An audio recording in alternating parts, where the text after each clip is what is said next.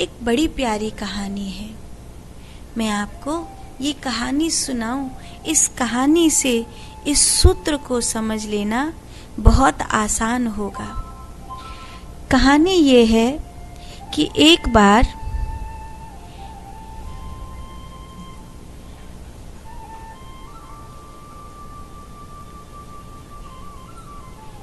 चार लोग जंगल की ओर निकले थे।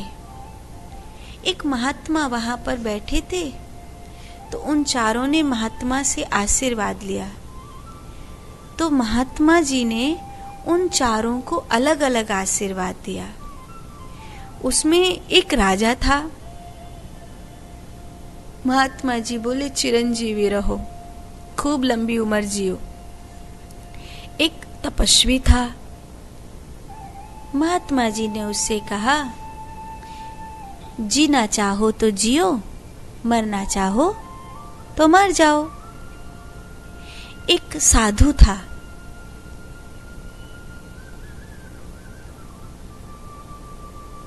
उसको कहा, मरे तो भी भले, जिंदा रहे तो भी भले।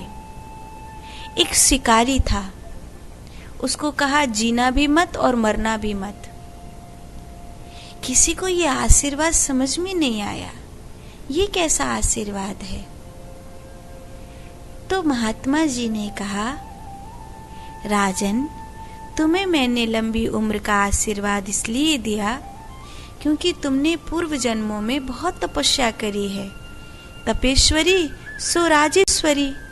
अब तुम्हें अपनी तपस्या का पुण्य भोगना ही चाहिए, इसलिए मैंने तुम्हें चिरंजीवी रहने का आशीर्वाद दिया। तपस्वी से क्यों कहा? थोड़ा जियो और मर जाओ।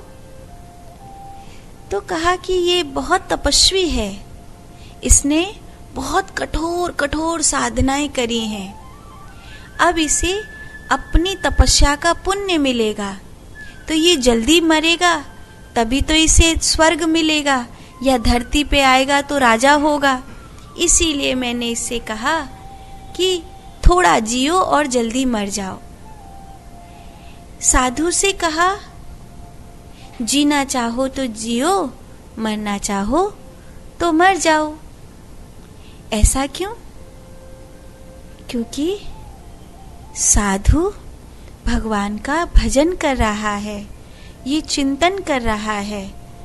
जब ये भजन कीर्तन करता है तो जितने दिन ये यहाँ रहता है उतने दिन इसके होने से बहुत सारे लोगों को भक्ति का दान मिलता है।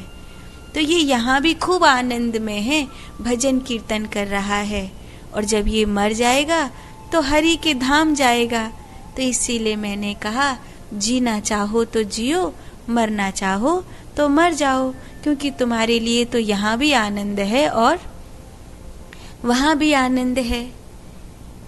शिकारी ने कहा, बाबा आपने मुझे ऐसा क्यों कहा कि जीना भी मत और मरना भी मत? तो साधु बाबा ने कहा, बेटा तू एक शिकारी है, तू पशु पक्षियों को मारता है, तू जीव जंतुओं को मारता है। तू जितना ज्यादा जिंदा रहेगा उतने ही पशु पक्षियों को मारेगा, जीव जंतुओं को मारेगा।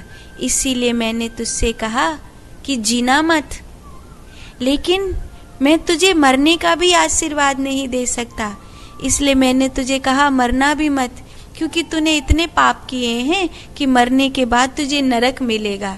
इसीलिए मैंने तुझे कहा जीना भी मत और मरना भी मत।